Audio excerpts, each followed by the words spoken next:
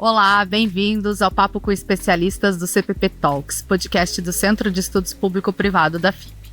Aqui a gente fala sobre temas relacionados a concessões e PPPs e uma produção de baixo custo, mas com conversas de muito valor. Quem conduz o papo de hoje sou eu, Thaís Azevedo, Felipe Sandi e Caio Assunção, todos pesquisadores do CPP.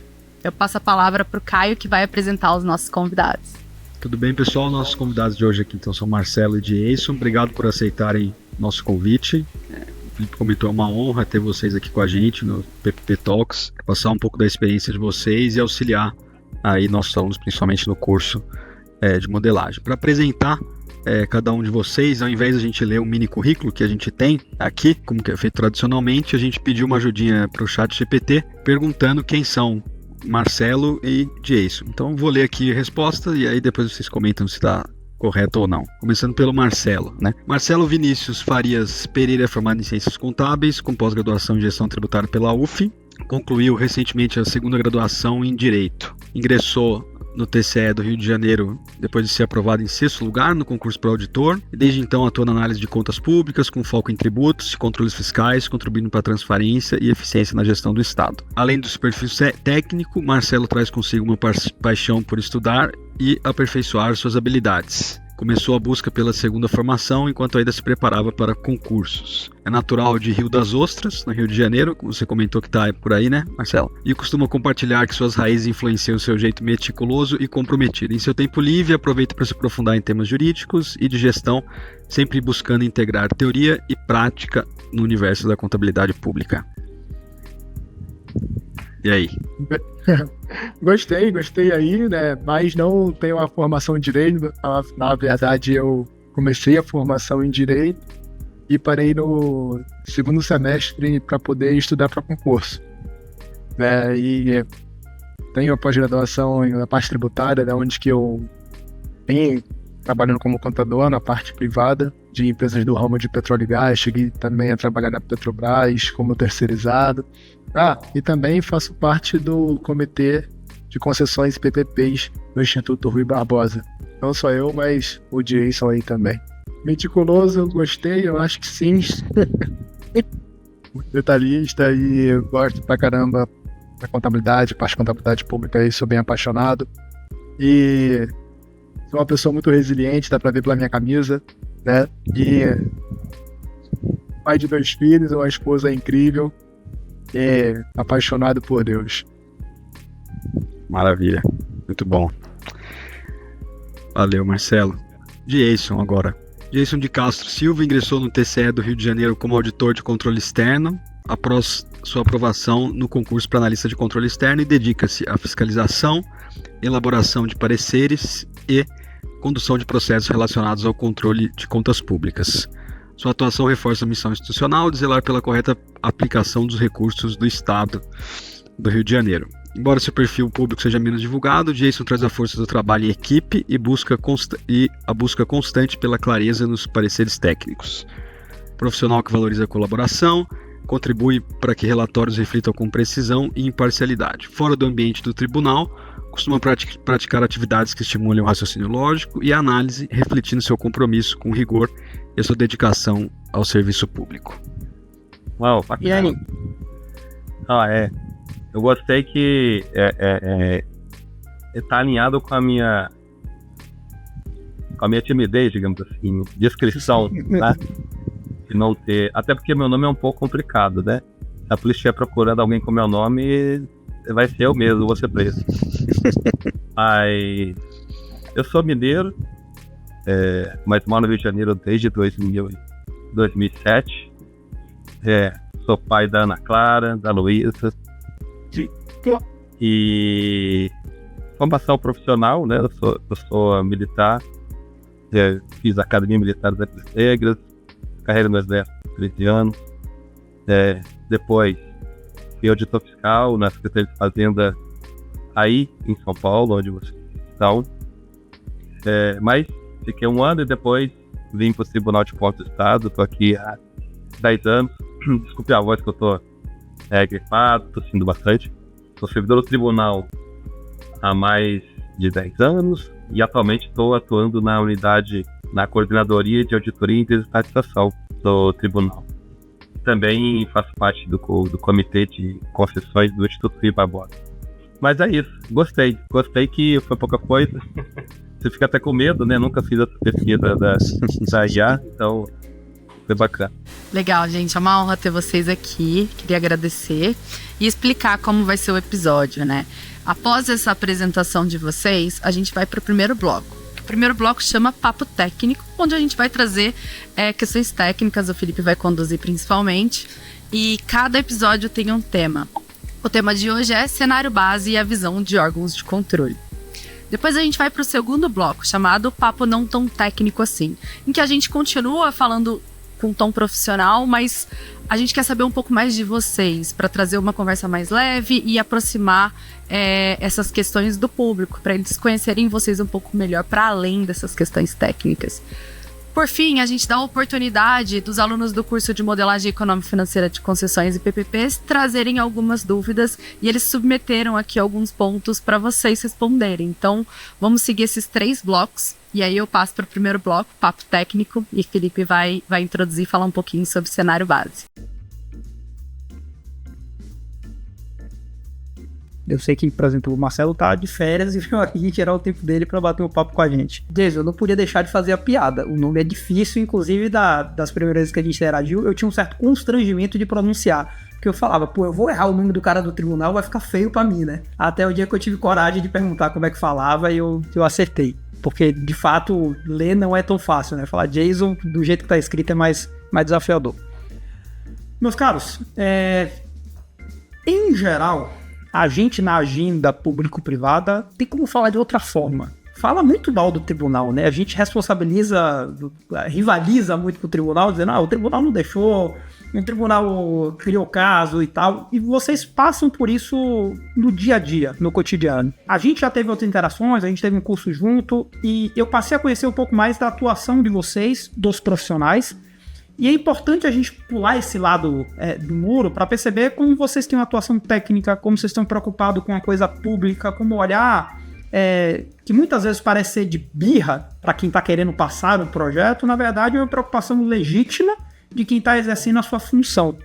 E aí eu queria entender com vocês e dar oportunidade para os alunos e para quem está ouvindo, exatamente também aprender sobre isso. Quer dizer, quando a gente está falando sobre a construção do cenário base, que é aquela modelagem que a gente faz para formar o preço público e daí criar edital, contrato e aquilo que porventura vai ser licitado e depois vai se transformar numa política pública, o que as pessoas deveriam se preocupar nesse diálogo com o tribunal? Como é que é uma boa estruturação aos olhos do tribunal para facilitar esse diálogo?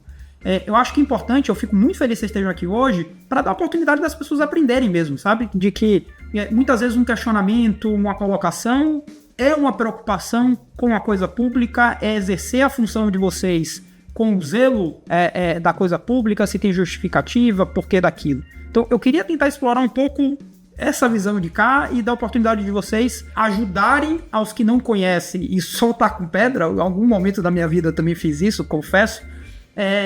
Por que essas coisas acontecem e a importância do papel do tribunal.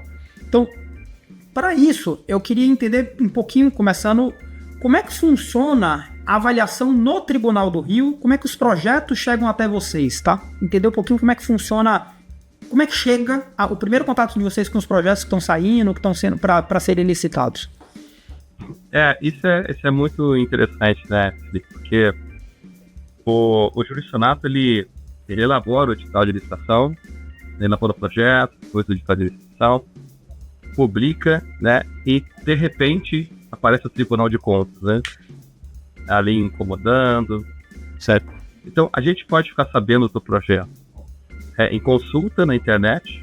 Na internet nós temos um sistema de informações também que os próprios jurisdicionados, os próprios municípios, o Estado alimentam com informações que a gente consulta regularmente para ficar sabendo se tem alguma coisa na praça.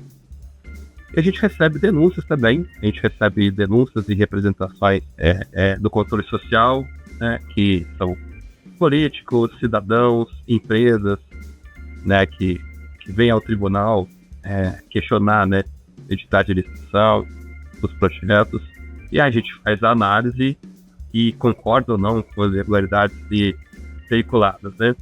Então Então nós temos essa linha, essa frente ativa de consulta, de ir atrás, mas também essa frente mais passiva de receber, né, os questionamentos da sociedade e ali analisar e verificar se tem algum questionamento, sempre com aquela ideia de não de punir, né, principalmente quando é nessa fase ainda pré-contratação, né, a gente tem uma grande oportunidade de melhorar a modelagem, né, e melhorar em que sentido, né, assim, o projeto a gente sabe, não precisa ser aquele projeto perfeito, não tem que ser o melhor projeto, mas ele tem que ser compatível entre si, né?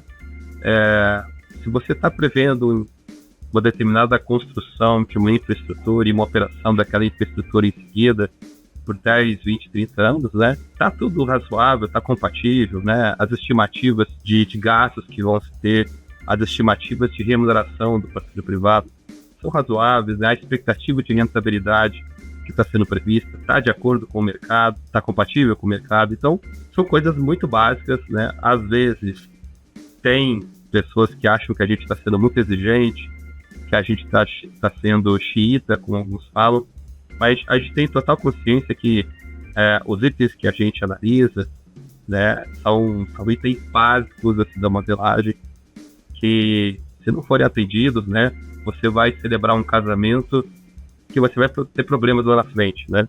Uma concessão, um casamento, então você precisa, tem coisas que é possível você consertar, digamos assim, com o carro andando, mas tem coisas que não, você tem que dar uma parada, entre aspas, voltar para a base e consertar, porque são coisas básicas e não é uma contratação de um ano, que depois de um ano começa tudo de novo, se cometer algum erro, o impacto é limitado, não. É um casamento, né, como eu já falei. Então, por isso que coisas básicas, matriz de risco, rentabilidade, expectativa de rentabilidade, como é que está sendo distribuído os incentivos, né? Como é que tá claro as obrigações de cada uma das partes, né? Tem uma mínima segurança jurídica.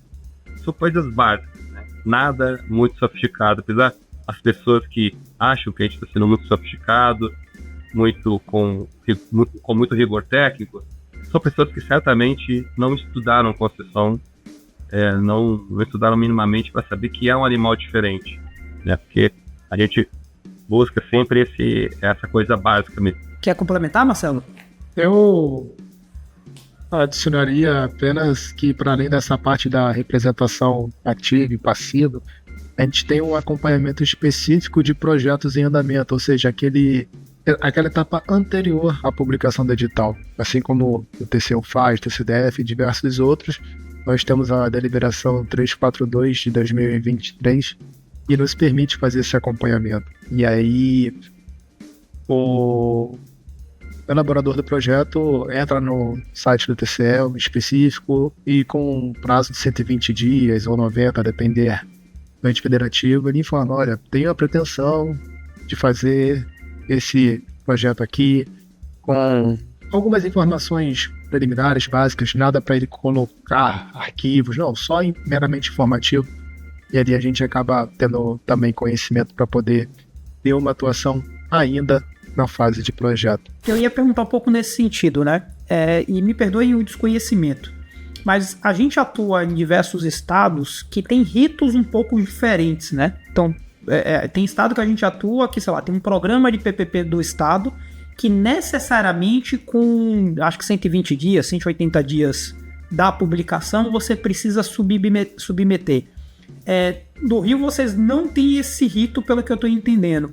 Mas é comum que haja, eu sei que vocês atuam muito no IRB, o Jason principalmente, que é um lugar excelente para troca de ideia entre os servidores, né, no final do dia.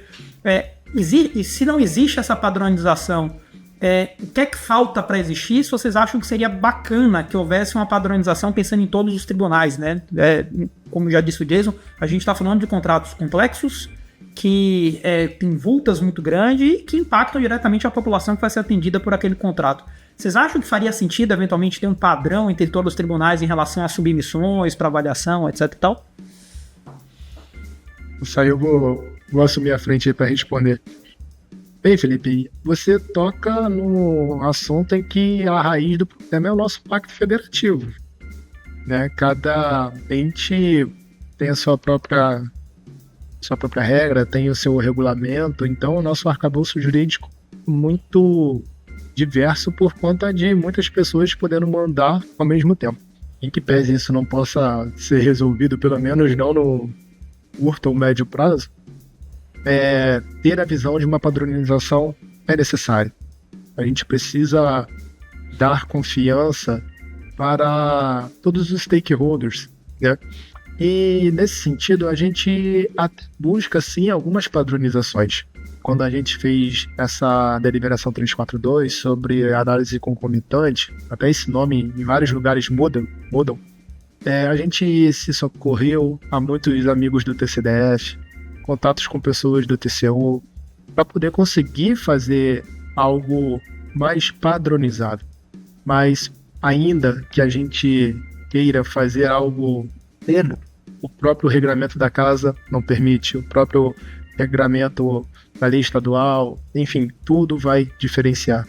Mas essa busca por algo mais consistente, mais previsível e mais abrangente que tenha, a palavra é um padrão para todos, melhor. Só que nem sempre é possível, por mais que a vontade seja grande. A gente tem essa análise dos projetos antes da publicação do edital, sim. E a gente usou como referência todas as normas que existem nos outros tribunais, em especial a do TCU também. Mas como o Vinícius falou, né, tem a questão do Pacto Federativo.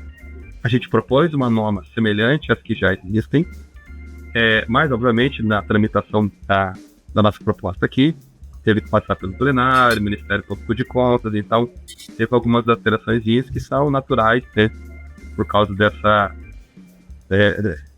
questão, né, dos estados, né, das unidades da federação, tem os seus órgãos de controle próprio.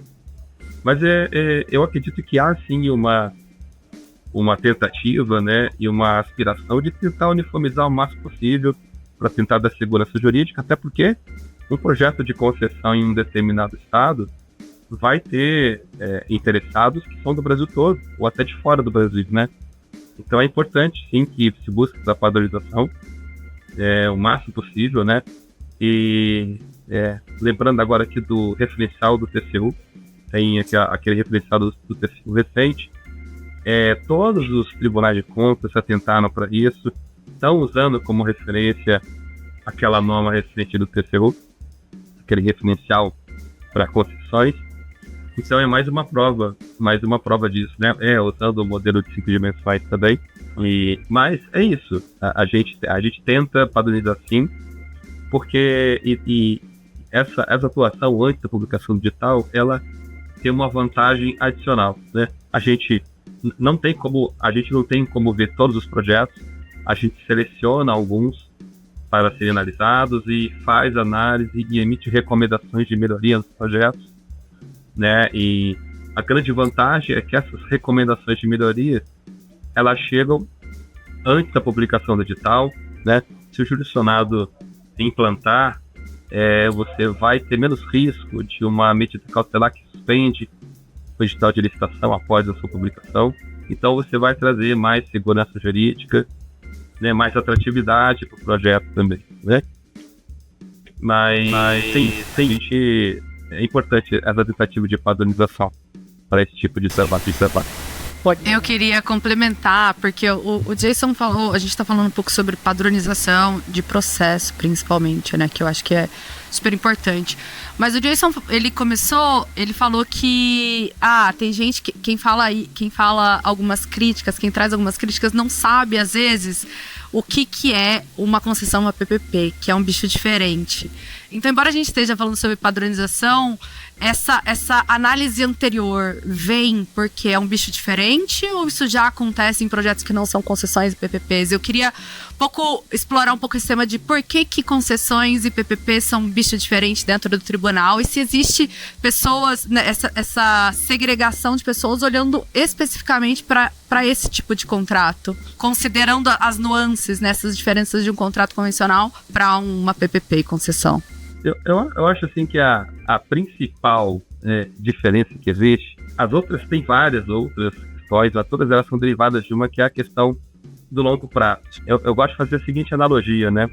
Quando você está saindo de casa e você tem que pegar um ônibus, o ponto do ônibus é lá na esquina da sua casa. Aí você sai de casa e está chegando o ônibus lá no ponto, que você poderia estar lá para pegar, mas você está saindo de casa ainda. E você está vendo lá no ponto, na esquina da sua casa, um ônibus. Você vai correr para pegar o ônibus ou você não vai correr para pegar o ônibus? Depende. Vai correr para pegar um ônibus. Você vai correr ou não? Depende. Se o próximo ônibus passar dali a 1 minuto, você não precisa correr, não vai fazer muita diferença. Mas se o próximo ônibus só chegar no ponto daqui a meia hora, você vai se matar para tentar pegar aquele ônibus antes dele sair do ponto, antes dele ir embora. Então acho que concessão é mais ou menos isso, né? Pensando na ótica do controle, né? A ótica do controle, que hoje em dia, e cada vez mais, é uma ótica mais pedagógica do que uma ótica punitiva, apesar da multa ser importante. Na multa ela tem a sanção, ela tem também essa coisa educativa de desincentivar o cara a continuar cometendo irregularidades, né? Mas essa ótica que tem esse viés crescente de ser pedagógico, né, de ser colaborativo, é isso, né? Se o Tribunal de Contas não fiscalizar um determinado contrato, que é de curto prazo, daqui 1 ano, ele vai ter oportunidade de fiscalizar de novo, de emitir recomendações de melhoria para as próximas contratações. No caso de concessão, não, porque a próxima concessão vai ser daqui a 30 anos ou mais. Você vai perder aquela oportunidade de recomendar melhorias no projeto e o leite já vai ter entornado, digamos assim, pelo menos em parte, né? Tem muita coisa que você não consegue consertar depois que você inicia o casamento, né? Digamos assim, que é o contrato de concessão. Então, eu acho que o longo prazo, ele é a principal das diferenças. O resto é tudo consequência, né? Por ser longo prazo, você consegue colocar grandes investimentos, grandes valores, tanto de investimento quanto os custos operacionais para uma estrutura grande que você tem que operar para prestar um determinado serviço. Então, eu acho que a grande questão é o longo prazo, né? Que é necessário, mas ele faz com que esse contrato precisa ser analisado de uma forma específica, de uma forma diferente, pelos tribunais de contas também, né? Até porque muitos jurisdicionados não percebem isso, não entendem essa diferença, né? Então, é questão de capacitação. O Tribunal de Contas tem que se capacitar especificamente para analisar esses projetos e também para causar no jurisdicionado essa sensibilidade de que é diferente. Ele precisa modelar de uma forma diferente. Não é uma coisa que é rápida, 1 mês, 2 meses, são anos. Então, é uma consciência que também é desafiadora diante das demandas dos gestores, dos políticos, né? Mas precisa, né? Mesmo que seja de forma suave e progressiva, você precisa incutir essa mentalidade nos envolvidos.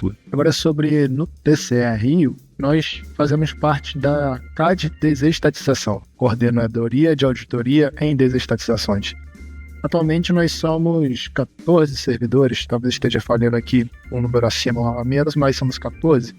E nós atuamos diretamente nos projetos, publicações, assim, um mundo relacionado às concessões em sentido amplo do Estado e dos municípios, exceto a capital do Rio. E essa coordenadoria atua de forma transversal das concessões. O que é isso? O que é saneamento entra lá com a gente, que for concessão. Mobilidade urbana, que envolve concessão também com a gente. E assim vai, né? Iluminação pública. E quando não se trata de concessões, contratos 14133, isso vai para as outras especializadas, que tem a CAD saneamento, CAD mobilidade, CAD obras. Mas, naturalmente, a gente, por conta dessa transversalidade, a gente acaba entrando em contato com eles, procura trabalhos anteriores, procura ter opiniões. Eventualmente, a gente até faz algumas auditorias junto com eles.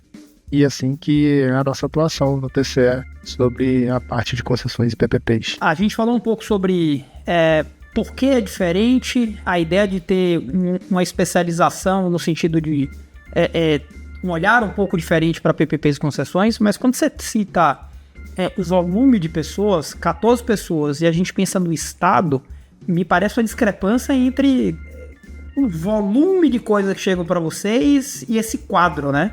Eu acho que deve ter um desafio permanente de ou não dorme para dar conta, ou eventualmente vocês precisam dosar o nível de investigação, seja diminuindo o que você consegue enxergar de cada vez, ou eventualmente dando uma certa flexibilizada. E aí eu queria fazer 2 perguntas nesse sentido, né? Como dar conta do volume e como dar conta da diferença de capacidade de cada ente federativo.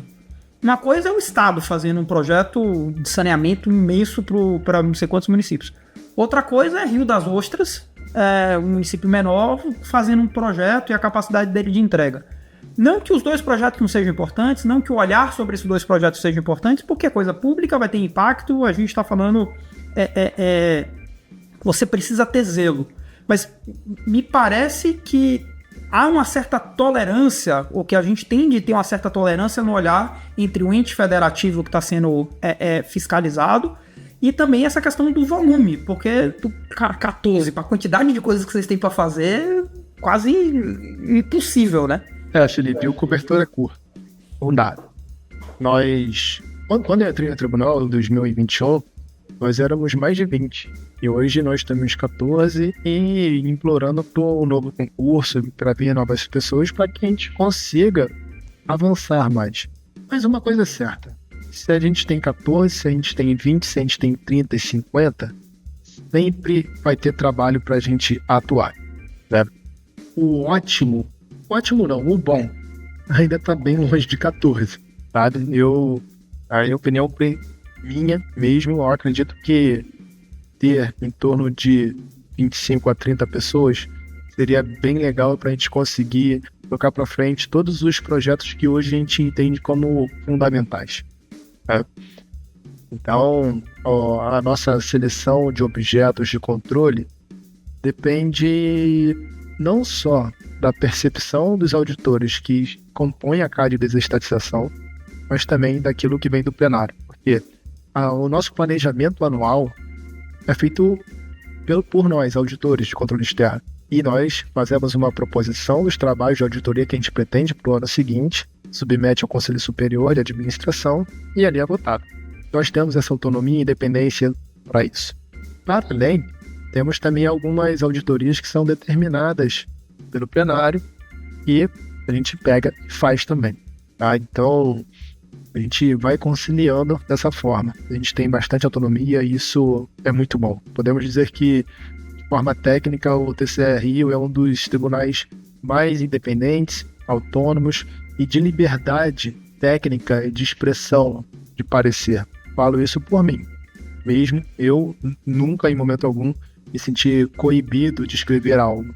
O que acontece eu entendo uma coisa, né? O amigo do lado entende outra coisa diferente, a gente chega num consenso comum, ou se não tem um consenso, não tem problema. Eu escrevo, meu amigo vai lá, depois escreve, e tá tudo certo, todo mundo sai depois pro churrasco. E sobre a percepção da diferença da capacidade pelos jurisdicionados, eu acho perfeita essa provocação que você fez. Uma coisa é a gente olhar para a parte metropolitana de São Paulo. Como que vocês estão amparados ali por um arcabouço regulatório bem avançado. E São Paulo é o berço, né? A maior referência está em São Paulo, nossa região metropolitana, e não é impossível exigir, ou usar um município de baixa densidade populacional por exemplo, Barra e Sai. Não tem como eu pegar um projeto de lá e fazer as mesmas exigências que se faz por um projeto ali de Atibaia, por exemplo. Por quê? Por conta de não só a capacidade orçamentária de conseguir contratar consultores e tudo mais, mas também a própria capacidade técnica dos servidores. Então, é bem difícil a gente conseguir exigir o mesmo rigor técnico, e a gente não consegue fazer isso, a gente não faz isso, porque a gente entende as limitações do administrador público. Mas, por mais que a gente tolere algumas falhas, né, a gente, em alguma medida, a gente consegue mitigá-las por um cenário licitatório, no cenário de competição, ali consegue o mercado se ajustar. Mas não dá para eu chegar num projeto de varre-sai e falar, olha só, o seu fluxo de caixa está com a depreciação aqui, temos nominais, e não tem conversa. Não faz sentido. Sendo que, de repente, o cara fez um fluxo de caixa muito mal e publicou em PDF, com 930 páginas. Nem o Excel tá lá.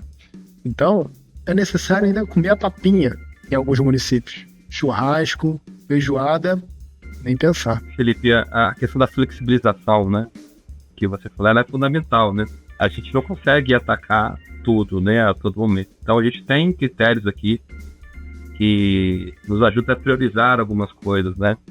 Então, projetos, por exemplo, de saneamento, de transporte público, tem a questão da acessibilidade social, tem uma certa priorização, né, em relação a outros, como estacionamento rotativo. Então, dependendo do momento, a gente pode selecionar só, dá para analisar só um projeto, e tem estacionamento rotativo e distribuição de água e esgotamento sanitário, a gente vai priorizar a parte de saneamento. E tem outros critérios também, como a materialidade, né, o valor envolvido, o valor de investimento envolvido, o valor de custos operacionais, de receitas projetadas, né, a questão da materialidade. A gente também vê a questão do risco. Esse projeto, ele já foi fiscalizado anteriormente pelo tribunal, um projeto semelhante no mesmo município anteriormente. O município se saiu bem? Não, realmente foi um projeto que deu muito problema. Então, esse novo projeto pode ser que tenha problemas semelhantes. Então, são vários critérios: risco, relevância social do projeto, valores envolvidos. Isso tudo a gente conjuga com a nossa capacidade operacional também. Então, como o Felipe está falando, né? A gente tem um projetozinho pequeno, ou quer dizer, um projeto até importante às vezes, socialmente falando, mas é de um município pequeno, né? A gente tem um custo de controle, né? Então, será que a gente analisa aquele projeto antes da publicação do edital de licitação? Ou a gente aguarda a publicação do edital de licitação? Então, se a tendência é a gente realmente ser menos exigente, trabalhar em cima, analisar menos pontos de controle, então é melhor deixar mais para quando for publicado o edital de licitação, né? Porque essa questão do custo, do controle. Então, são vários critérios que a gente utiliza, porque realmente a gente não tem como atacar tudo, a gente sempre priorizar as coisas, né? Eu queria... Esses critérios aí que o Jason falou estão dentro do nosso regimento interno, sabe? A gente fala da relevância, materialidade, risco e oportunidade. São condições indispensáveis não só para auditorias, mas para representações. Qualquer representação tem total razão no que está falando, mas de repente não tem oportunidade, não tem qualquer desses critérios, o trabalho não nem segue. Eu queria explorar um pouquinho, pensando no assunto principal, que era construção de cenário base, preço licitatório e tal. A gente, e aí quando eu digo a gente é o CPP e a nossa corrente de pensamento, é muito de que quando a gente está formando o preço licitatório, a gente não enxerga o que está do outro lado na iniciativa privada. Tem uma assimetria de informação brutal.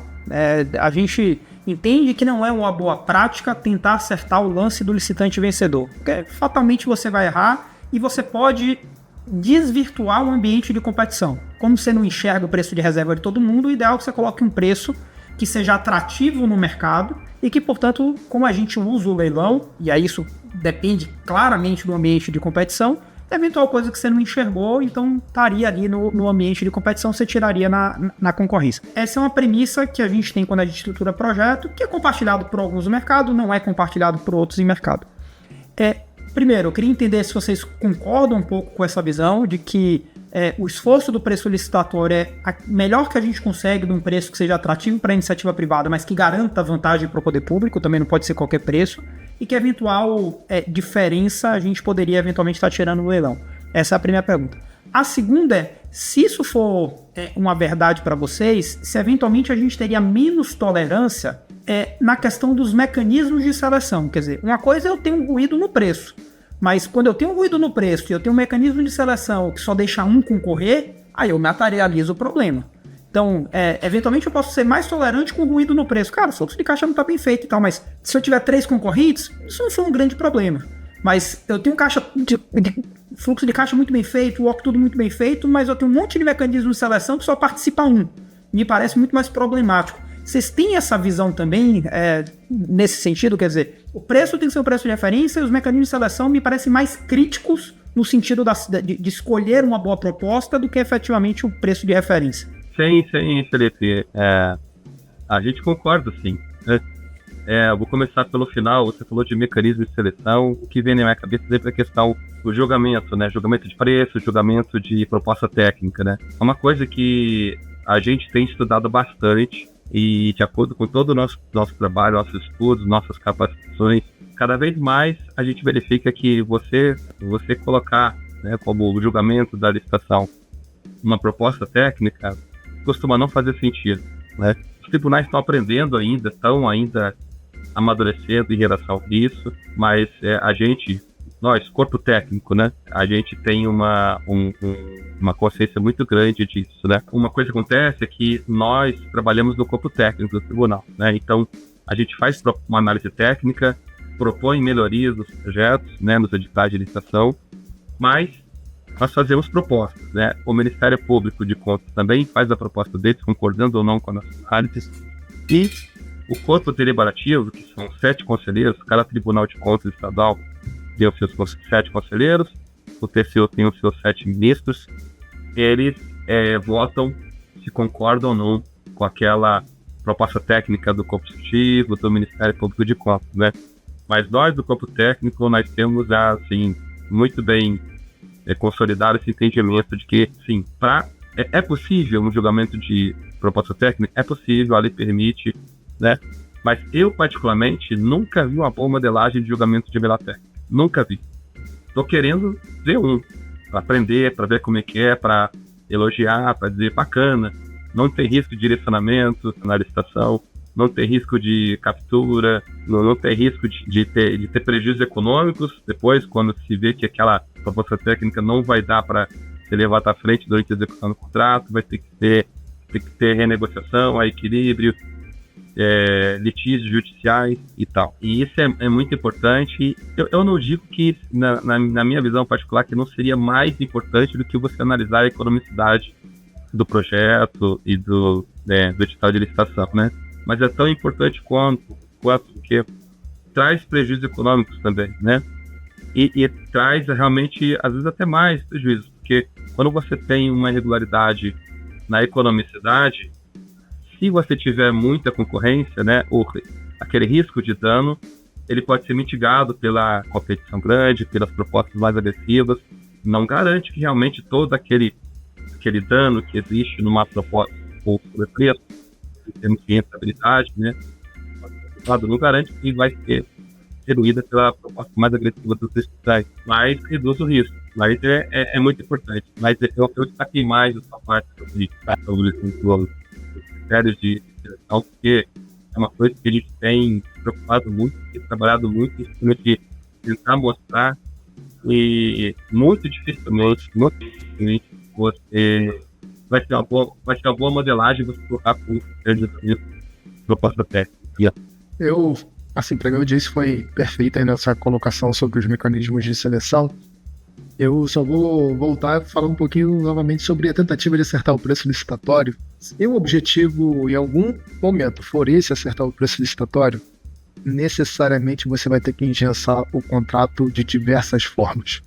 Você vai ter que estabelecer toda a técnica, tudo. Você não vai querer captar nada de inovação que o privado vai querer fazer. E ali, estabelecido todos os critérios, todo aquele caminho necessário que você tem que seguir, aí ok, parabéns, você vai chegar bem próximo do preço licitatório, né? Mas estamos falando de concessões, e é uma outra lógica, uma visão de desempenho, de qualificação do gasto público. Então, não dá.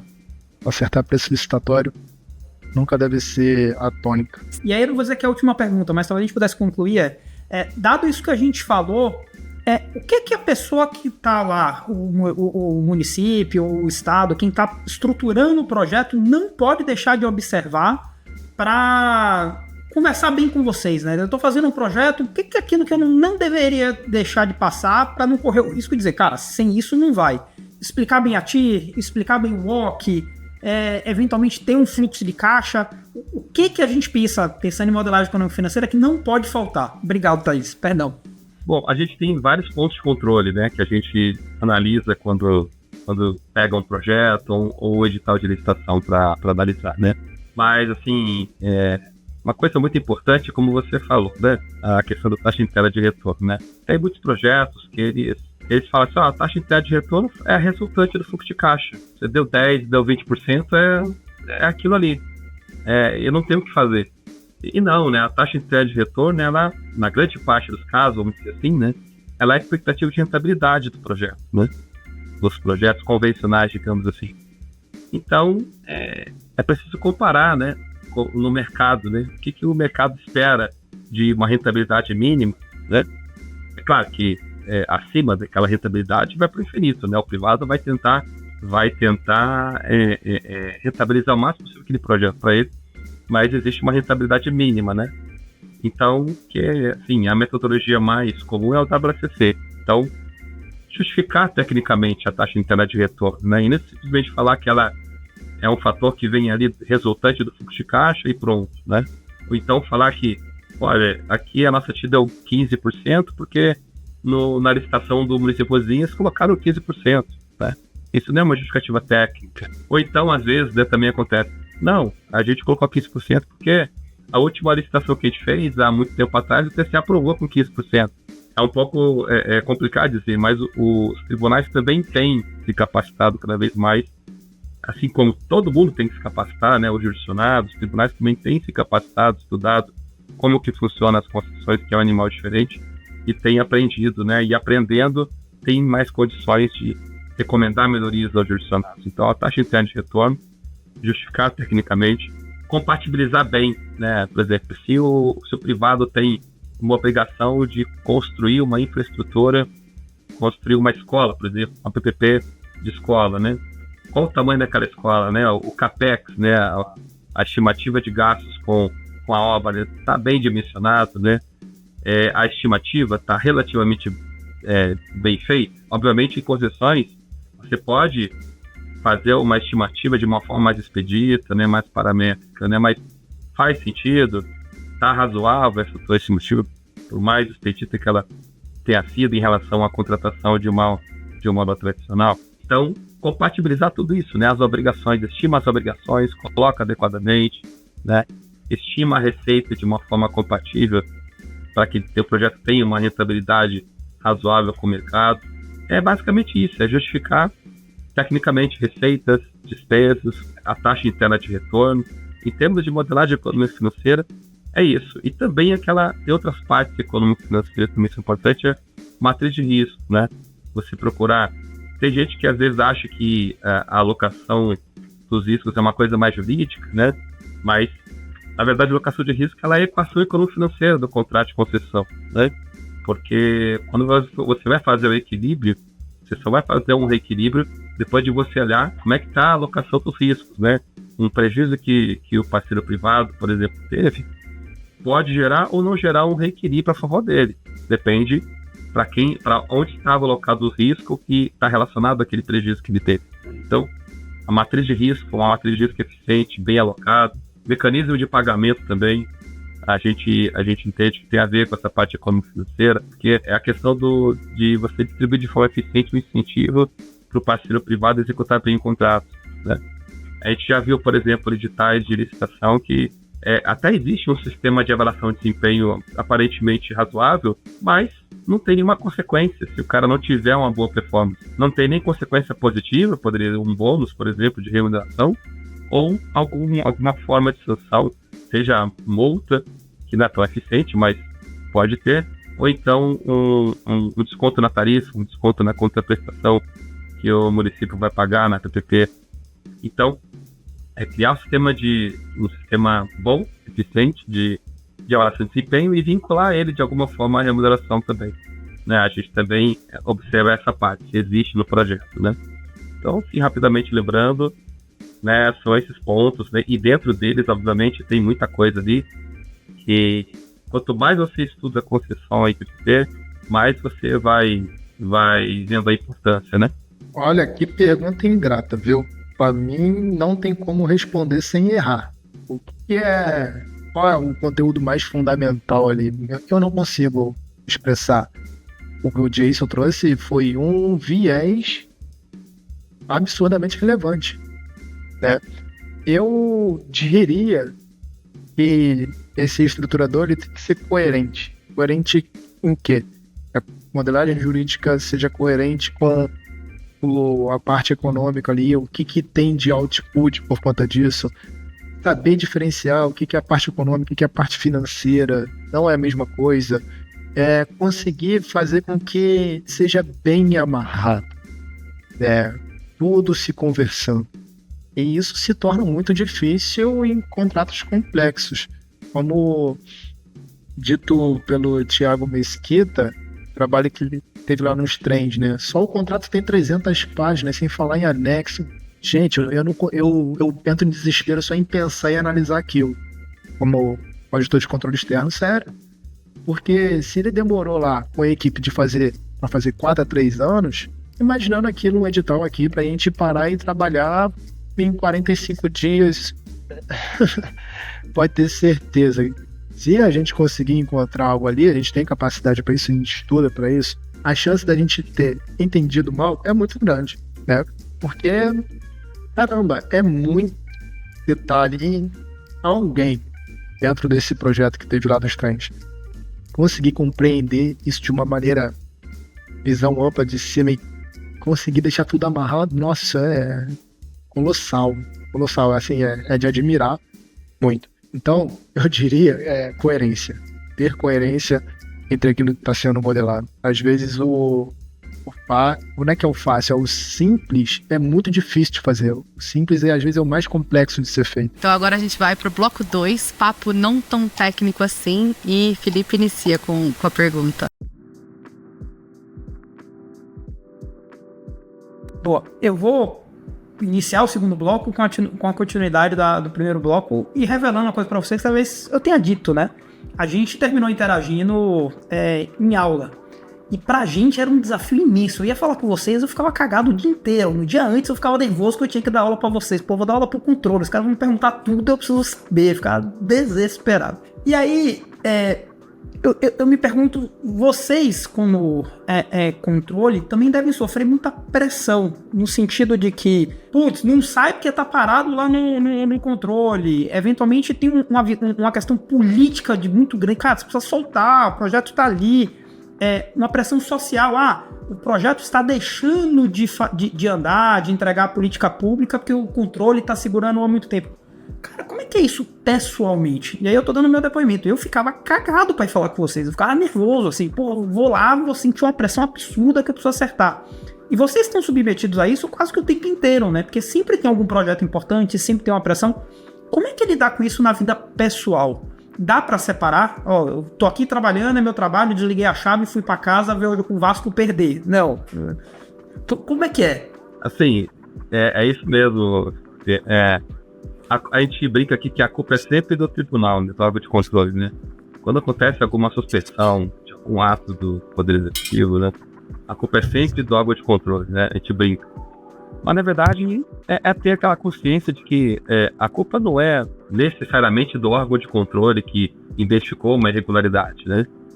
A culpa é de quem deu causa àquela irregularidade, né? Então, tem que ter essa consciência de que, olha, o teu trabalho é um trabalho educativo, né?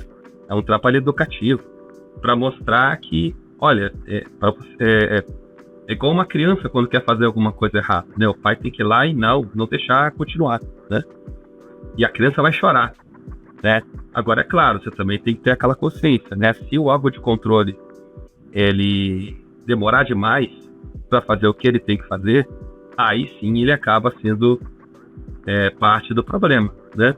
Mas o simples fato do órgão de controle suspender um ato que seja assim flagrantemente irregular e que não deva prosseguir, às vezes você pode ir consertando, né, trocando a roda com o carro andando, mas às vezes não. Ter esse discernimento, né? Não, nesse caso específico não precisa suspender, amarrar as mãos do gestor público. Beleza. Nesse outro caso, não, a gente precisa mesmo, bom gestor público, infelizmente precisa. Então, você ter a consciência de que é necessário, ter a consciência de que a culpa, pelo menos inicialmente, não é do órgão de controle, né? E ter a consciência também de que você tem que ser rápido.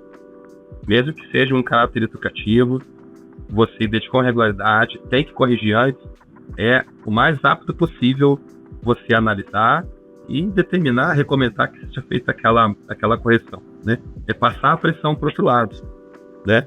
De uma maneira legítima, uma maneira eficiente, né? E outra coisa também, Felipe, é que a governança do órgão de controle tem muito poder, né? Como que é a governança do órgão de controle, né? Os servidores são concursados, né? Muita gente às vezes não entende a importância de um servidor concursado, né? Mas um servidor concursado,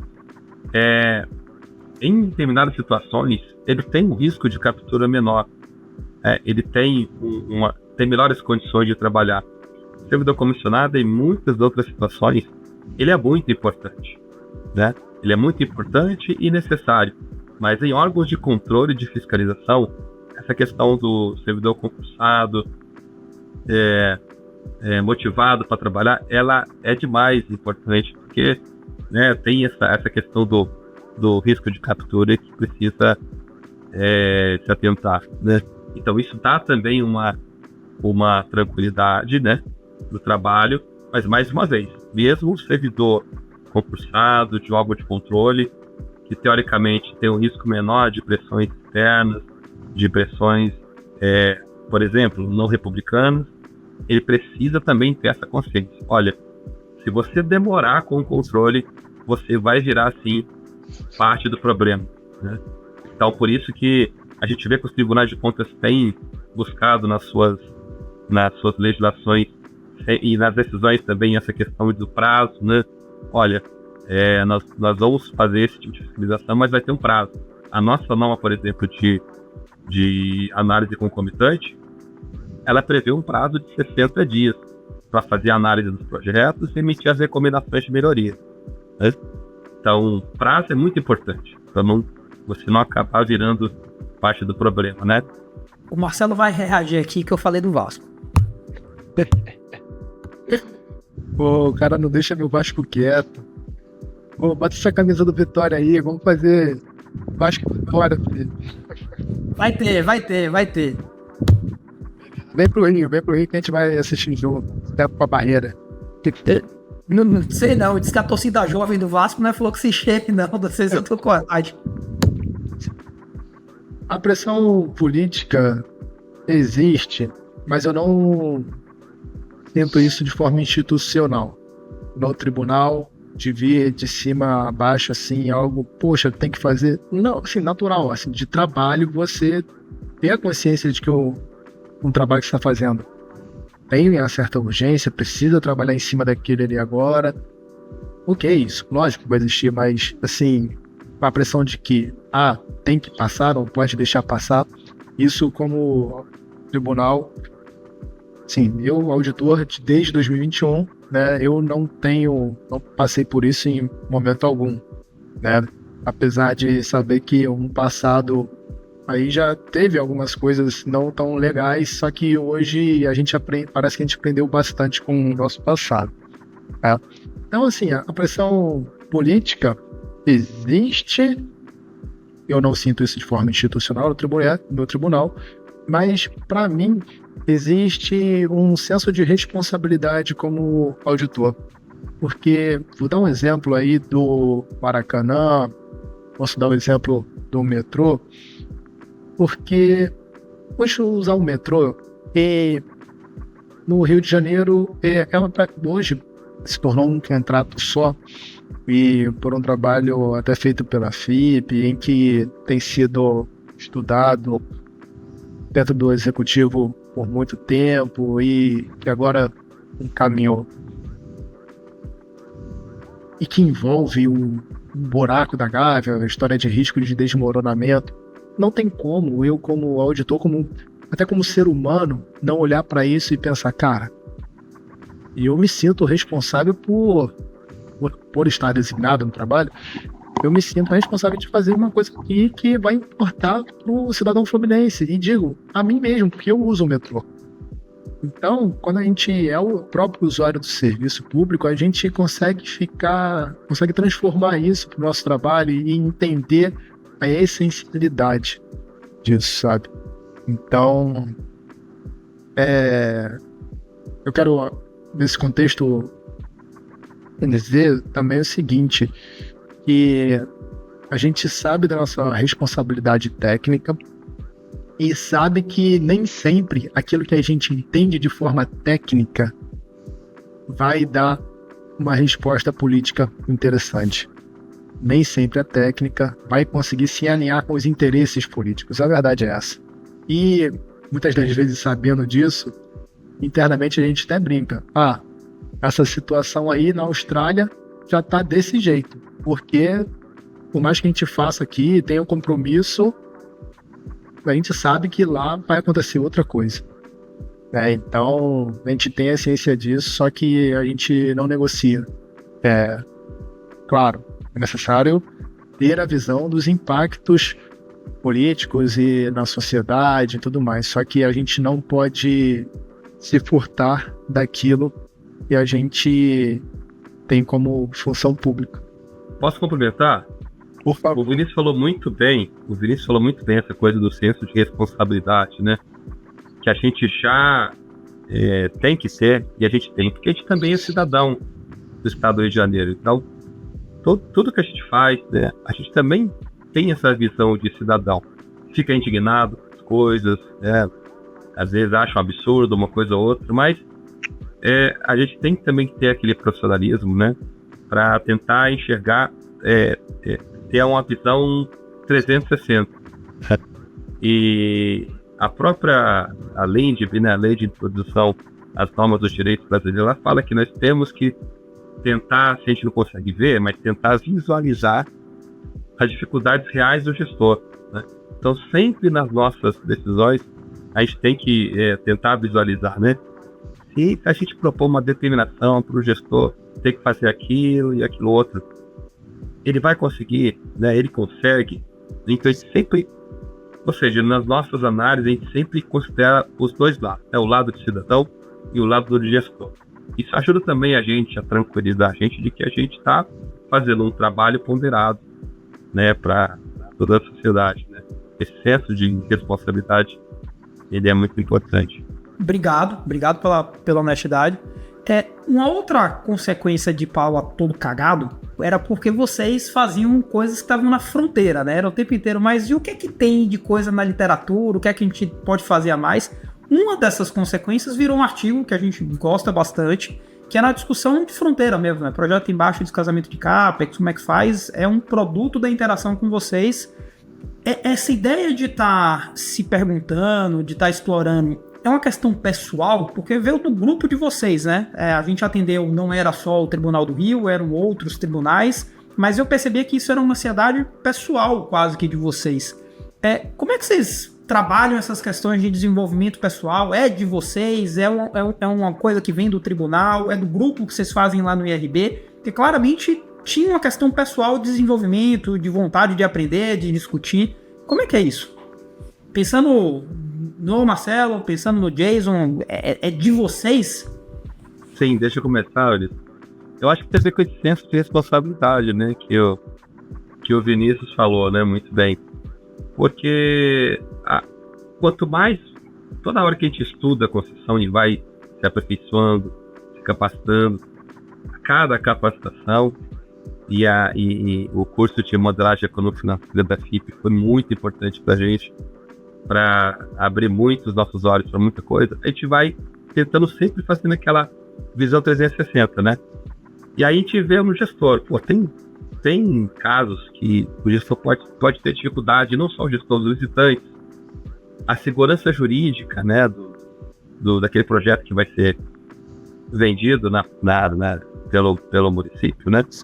Ele pode ter uma peculiaridade que pode atrapalhar aquele processo, né? Então, e aí a gente vai sempre se perguntando. Eu acho que é uma coisa natural desse senso de responsabilidade, dessa busca por capacitação e para tentar resolver problemas, né? A gente tem que ter essa... muita gente acha que o órgão de controle só traz problemas, né? Mas o órgão de controle também, a gente tem que ter esse senso de responsabilidade, mais uma vez, de tentar visualizar os problemas e tentar resolver eles, né? Então, essa discussão que nós tivemos no curso, né?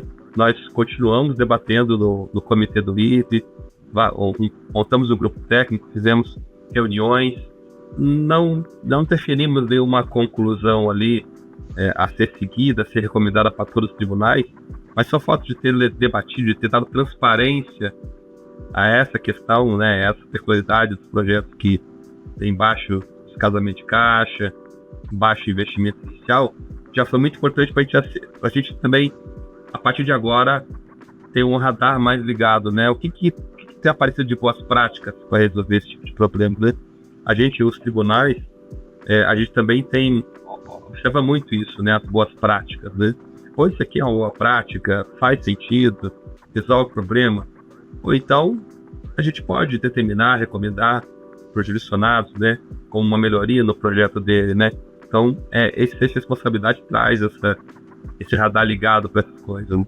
De repente, contextualizar para o nosso ouvinte, o baixo descasamento de caixa, ele tem uma consequência. Por não haver aquela parte disruptiva do início do fluxo de caixa para os anos seguintes, isso faz com que a TIR perca o seu sentido.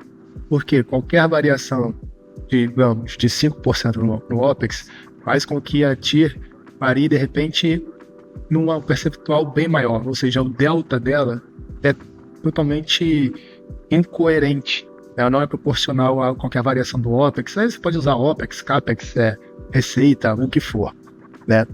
E especificamente sobre isso daí, esse caso que a gente se deparou, esse especificamente fui eu e o Henrique, a gente viu um certo projeto, analisando aí um pouco a ideia do transporte público por ônibus, de JPOT, utilizar a planilha da NTP e o fluxo de caixa ou não.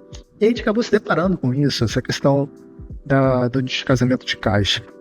E ali, ao identificar, a gente, poxa, vamos procurar a respeito? A gente não encontrou muita coisa. No máximo, um artigo da Tarsila, né? E aí, a gente foi começar a buscar projetos anteriores. E identificamos esse problema nesses projetos anteriores. E aí, isso puxou um alerta do seguinte: olha, ônibus tem no Rio em qualquer lugar. A quantidade de município pequeno, onde ocorre mais esse problema que a gente identificou, é enorme, é muito mais do que os projetos grandes. E então estuda-se mais em projetos grandes do que em projetos pequenos. E é um setor meio complicado, principalmente no Rio, em que tem um certo conglomerado ali que domina o setor. E cria uma... Brasil, é Brasil, não é só Rio. O setor de transporte é extremamente complicado no Brasil. Então, e aí cria-se uma barreira absurda, né? Identificando isso, com compromisso com a técnica e com o nosso senso de responsabilidade, como a gente está falando bastante, a gente resolveu trazer para vocês dentro da parte do curso, e agradecemos bastante. Eu agradeço demais como aluno do curso. Vocês entenderam a ideia, compraram, fizeram uma apresentação formidável, ajudou a entender muito mais do que eu imaginava a respeito do problema e fizeram um artigo sobre isso. Eu cobrava o Felipe Sander toda semana: cadê o artigo, sou mentiroso, cadê? Aí ele pegou e mandou, ele ficava botando a culpa no Delusso. Não, é o Delusso. O Delusso tá quase morrendo, por isso que ele não fez ainda. Mas aí, graças a Deus, saiu. E, pra mim, por que esse assunto ainda, de repente, não foi tanto pra frente? Talvez por falta de conhecimento. Porque até mesmo dentro do IRB, a gente trouxe, e era difícil até mesmo das pessoas conseguirem compreender isso. Por que dentro do GT, tá? Dentro do grupo de trabalho que a gente fez, por que isso aqui era um problema? E havia essa dificuldade até mesmo de compreender isso, né? Mas a gente foi, e por mais que não tenha saído uma recomendação, uma nota recomendatória, uma nota técnica, a gente disseminou o conhecimento para dar ciência desse problema. E espera-se que, quem sabe, mais para frente a gente consiga trazer isso de uma forma mais disseminada a todos e que a gente aplique algum projeto para conseguir reduzir esse ruído, né? Mas eu acho que pode-se dizer que é um ruído e não necessariamente uma irregularidade em si.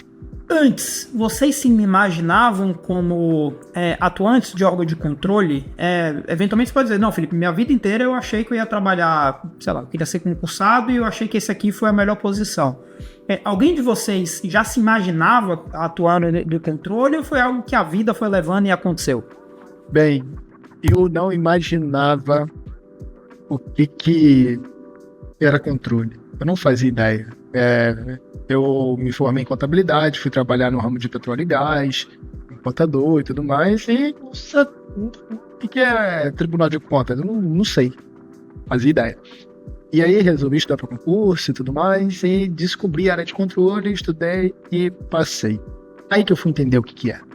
Mesmo assim, depois de estar dentro, eu não fazia noção o que eu poderia contribuir. Assim, não sabia até que ponto a minha convicção a respeito de algo, uma análise que eu fizesse, até que ponto ela teria impacto no cidadão fluminense. E a repercussão que hoje eu vejo por conta de conclusões que eu tive em auditoria junto com a equipe, nossa, isso deixa às vezes até tônito, ou olho para trás e falo para mim mesmo, cara, você imaginava que isso aconteceria? Bem, talvez até o trabalho que tenha sido feito pela FIP no metrô tenha nascido de um anseio que eu, dentro de junto com alguns amigos, analisando, fazendo um trabalho, a gente identificou, olha, tem um problema aqui, a gente não concorda com isso, a gente bateu, não tá legal. Aí o Estado contratou a FIP e fez referência à nosso próprio parecer técnico. Não estou falando aqui como unidade técnica de auditoria, não estou falando nem como plenário, né? Porque a manifestação do tribunal é o plenário, mas a gente tem a nossa voz ali na parte técnica. E imaginar que isso aí teria um impacto, nossa, eu não conseguiria. E hoje, ainda que eu seja muito novo no tribunal, apenas 4 anos aí, eu vejo os frutos do trabalho e isso me dá uma satisfação muito grande, muito grande. Não acertei sempre, não vou acertar sempre, né? E não sou dono da verdade, jamais, mas fico feliz em poder fazer parte desse órgão em que muito me orgulho do trabalho que eu faço, e a minha cabeça, todo dia que eu chego no trabalho, tô aqui pelo cidadão fluminense, tô aqui pela minha família, claro, pelo meu bem-estar, mas tenho uma missão aqui maior que eu mesmo. Eu particularmente não imaginava, né, quando eu era mais novo, eu queria ser músico, estudava violão clássico, e só que minha mãe me alertava, olha, você não vai ganhar dinheiro com isso, você vai morrer de fome, faz uma outra coisa, depois você vai na faculdade de música e tal. E aí então, como eu era do interior, sem recursos, a minha única opção que eu visualizei ali foi entrar no exército. O exército você recebe alojamento, recebe toda aquela infraestrutura, né? Então eu acabei virando militar e só depois, envelhecendo, né, com a experiência, eu fui visualizando outras possibilidades. E aí acabei virando servidor público e de um órgão de controle, né? Então não esperava mesmo que Deus guardava esse caminho para mim. Mas é como o Vinícius falou, né? Aqui a gente tem uma coisa muito gratificante, que a gente é o nosso ganha-pão, mas ao mesmo tempo a gente pode colocar um tijolinho, 2 tijolinhos na construção da vida, da nossa vida, dos nossos filhos, dos nossos netos, né? Poder contribuir. Então tem que ter esse senso de responsabilidade, e tendo ele é muito gratificante.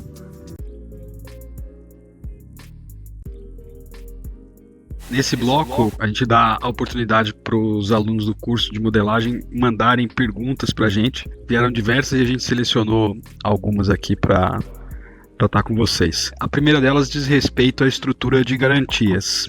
E a pergunta é a seguinte: visando melhorar as condições de financiamento de projetos complexos e intensivos em capital, como que a administração pública e principalmente os órgãos de controle podem ajudar a melhorar a estrutura de garantias dos contratos? A gente analisa também, né, quando tem alguma exigência de garantia, exigência dos parceiros privados que participam da licitação, tem os limites legais, que a gente visualiza. A gente pode também analisar qual o potencial inibidor de participação na licitação, como exigência de garantia pode proporcionar, né, pode, dependendo do nível de garantia, pode ter um potencial inibidor de participação na licitação.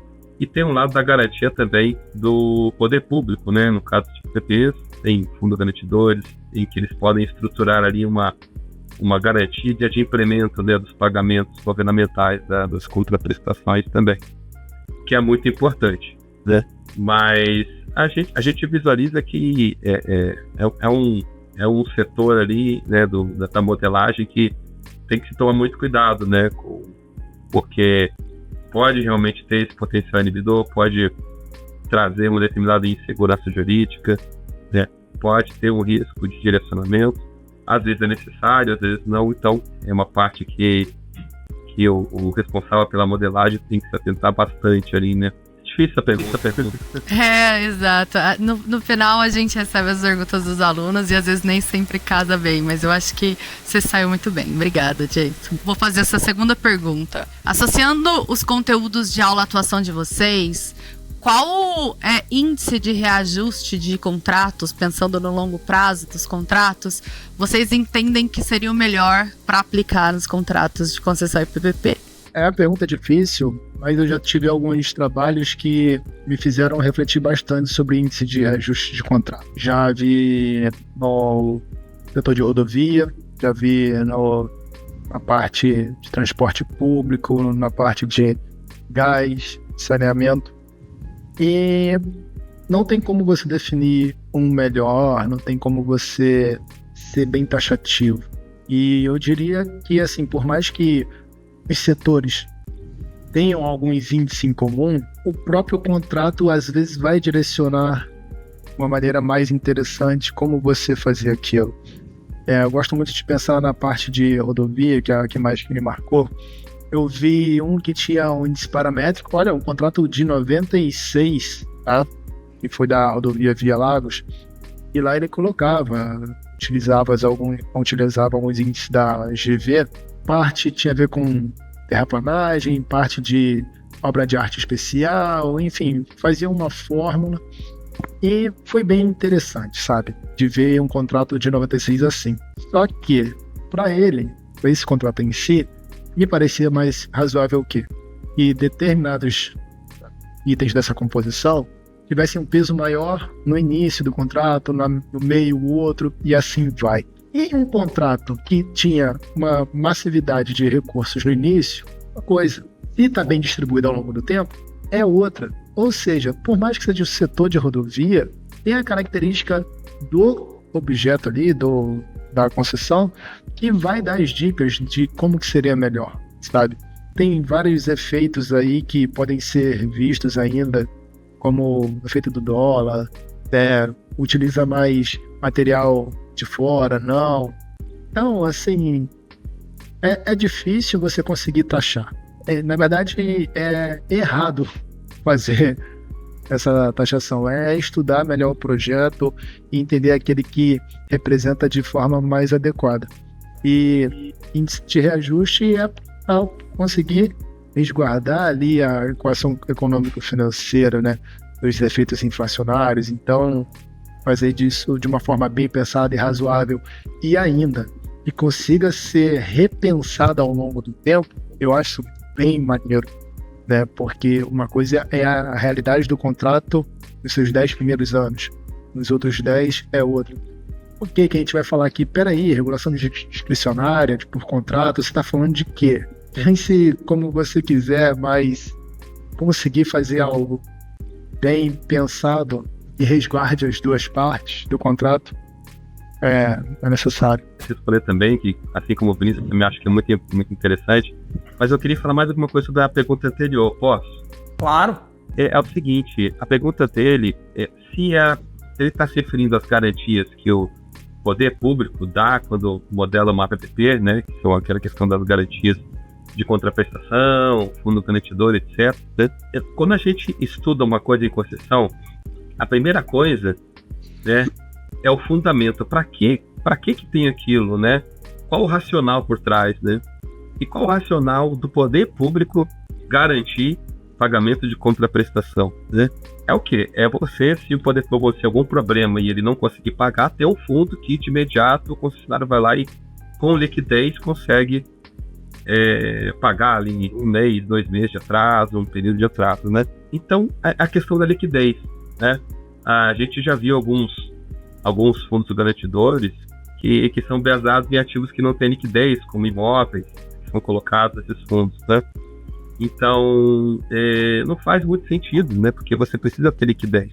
Se o poder público deixar de pagar uma contraprestação mensal e tiver que ir atrás de vender um imóvel que é público, às vezes tem que ter lei também para um imóvel público ser vendido.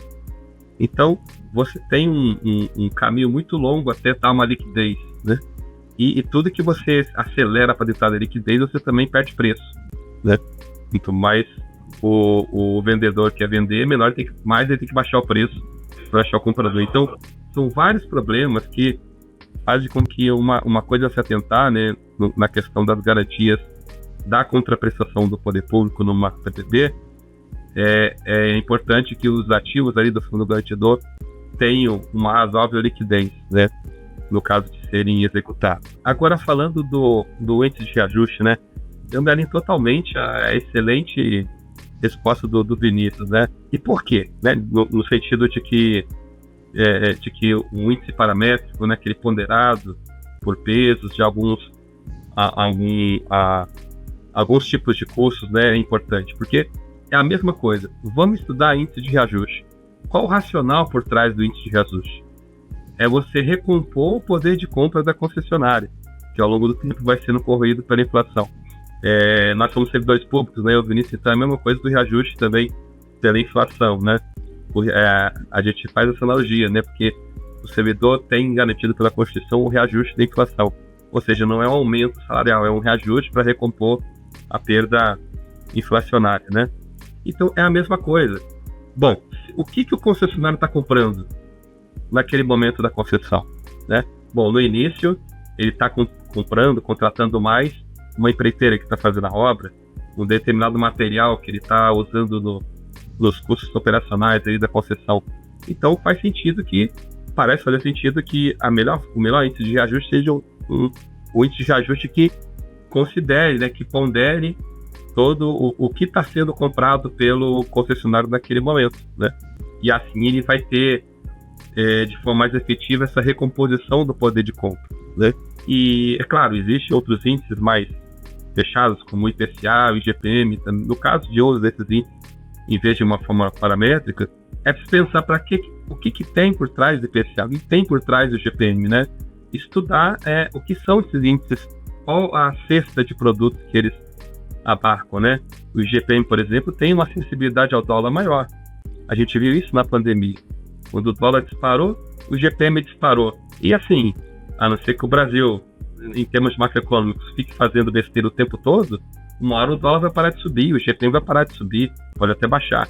Mas você precisa estudar por trás ali, o racional por trás. Seja o racional para que serve esse índice de reajuste e seja o racional o que tem em determinado índice de reajuste. Se você for usar um índice de reajuste fechado, como o IPCA, o IGPM, ou outros índices existentes, né?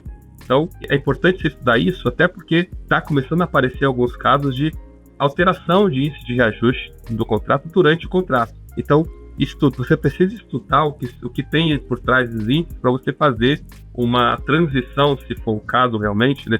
Se for uma decisão política, de mudança e tal, um acordo com a concessionária, fazer uma transição de forma mais sem, digamos, problemas ou suspeitas por trás, você precisa entender o racional das coisas, né?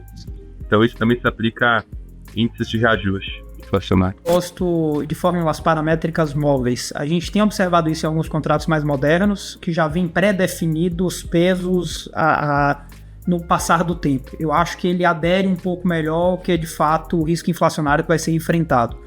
Não é impossível, tecnicamente, você eleger um índice único e fazer esse diferencial inflacionário no momento da estruturação. Mas você traz mais risco, né? Porque no momento que você faz isso, você está chutando um diferencial inflacionário para frente que pode ou não se materializar. Então, dá para resolver, mas você tem mais ruído na hora de formar o preço. Eu acho, particularmente, que a fórmula paramétrica móvel talvez seja o elemento de menor ruído e talvez melhor compartilhamento de risco entre as partes. Meu pitaco. Obrigado pela oportunidade, Thaís e Caio. Também não esperava que a gente ia ser convidado mesmo. Foi uma honra, a gente está muito lisonjeado mesmo. Se sente até muito mais importante do som. E a gente espera que seja útil, né, para as pessoas que forem ouvir. Né? Parabéns pela estratégia também, viu? Muito bacana essa coisa de pegar IA para... Essas coisas são bacanas. Usar IA para pesquisar, né? Eu mesmo nunca tinha feito isso, né? Ainda bem que não tem muita coisa, né? No Deus apareceu muito mais coisa dele sobre ele, né? E as pessoas que nunca pesquisaram ficam até, caramba, vai aparecer uma coisa comprometedora ou não, né? Apareceu os crimes de Formiga, né, James? Então... Formiga é o nome de uma cidade lá em Minas, que ele morava. Eu sou de Formiga, Minas Gerais. E contem sempre com a gente, tá? Contem sempre. Essa parte também final de pergunta das outras pessoas é interessante, né? A gente tentar ver o que as pessoas visualizam da gente, né? Do nosso trabalho. Muito bom mesmo. Muito bom. Pô, muito obrigado. Foi um prazer imenso ter vocês. A gente tem uma admiração imensa por vocês. Quando eu falo que era um desafio muito grande enfrentá-los em sala, eu falo que como forma de elogio, tá? A gente, de fato, se sentia desafiado. Isso é bom. Eu acho que a gente precisa sempre se colocar fora da zona de conforto. E vocês fizeram isso com a gente durante todo o curso. Foi muito importante para o nosso aprendizado. Quando eu disse no curso que a gente saiu com muito mais conhecimento do que entrou, é verdade. Primeiro, por entender o lado de vocês, que era importante. Eu sempre falo que todo mundo tem um pouco de crítica antes de conhecer a coisa, e a gente não tinha essa proximidade, foi muito importante. E a gente aprendeu não só a visão de vocês, mas um olhar diferente mesmo, assim. Foi muito enriquecedor, a gente aprendeu muito. Obrigado por terem vindo, foi muito bacana. E eu tenho certeza que isso vai ajudar muita gente que tem as dúvidas que a gente tinha. O que é que tá olhando, quais são os procedimentos, tem intolerância, não tem, o que é importante. Um pouco sobre as pessoas que estão do outro lado, esse sentimento de orgulho que vocês têm e de responsabilidade, foi a palavra que o Jason usou, ficou bastante fixada. Meu muitíssimo obrigado. Se você gostou, curta, compartilhe e dê o like. É isso, pessoal. Vou encerrar. Obrigada. Toca no seu também. Boa. Obrigada.